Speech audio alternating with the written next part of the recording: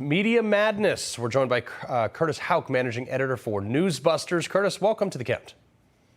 Good to be with you, Carl. All right, so you and I have done this before. Let's run this one down. One of your articles this week, news ignore massive Durham trial bombshell on fake Trump-Russia collusion.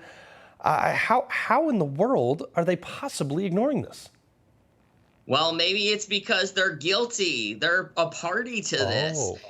Yeah, you know, they don't like to admit guilt. You hear this all the time. You hear this from the Brian Stelters and Jim Acostas.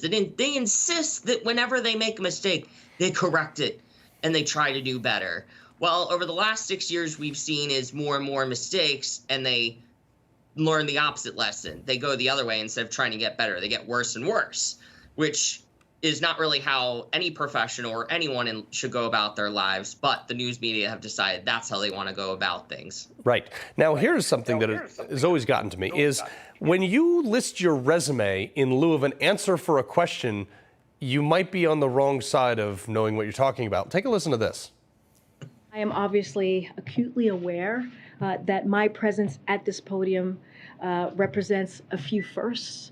I am a Black, gay, immigrant woman, the first of all three of those to hold this position.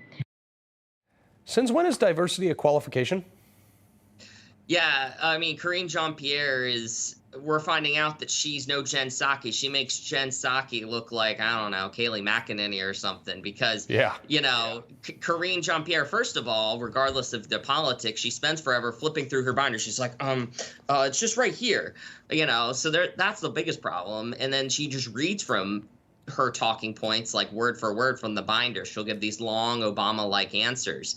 You know, and the other part is, yeah, in terms of politics or just her qualifications, that really seems to be the point of her hire. She worked for MSNBC, MoveOn.org. She's the longtime partner of a CNN reporter. So Karine-Jean-Pierre is just checking all the boxes. Yeah, especially for the left. Now, one of the greatest orators of our time, I mean, really should be given a Pulitzer for this one.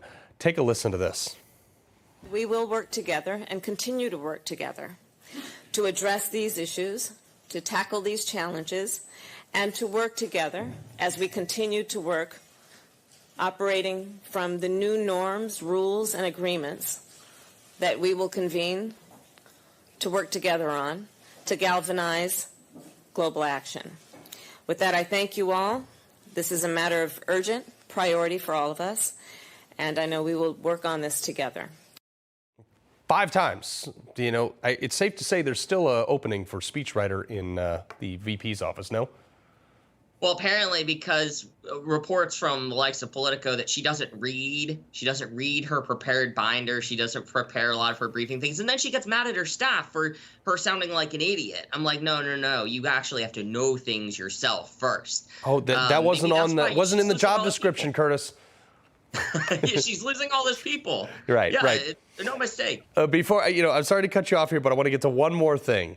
This, to me, was the top of the top note on the piano for me to see this, and I was just like, we live in a clown world. Roll this clip. What do you say a woman is? I believe that everyone can identify for themselves. Okay. Do you believe then that men can become pregnant and have abortions? Yes. Is she 14 is my first question. And she's unemployable in anywhere but Washington, D.C., no? Right. And between that and the Kamala Harris clip we played last, neither one of those things got any play on the broadcaster cable networks. Right. They're not going to talk about that ineptitude, and it same goes for abortion. They don't want to talk about what's in the banned books. They don't want to talk about what an abortion entails. They don't want to talk about their nonsense about how they think men can get pregnant, because otherwise their support, the little support they have for their positions, would crater even further. Yeah, they'd have to actually talk about real issues that are affecting America. We can't have an administration do that. Curtis Houck, Newsbusters, appreciate you joining us tonight. Thanks, Carl.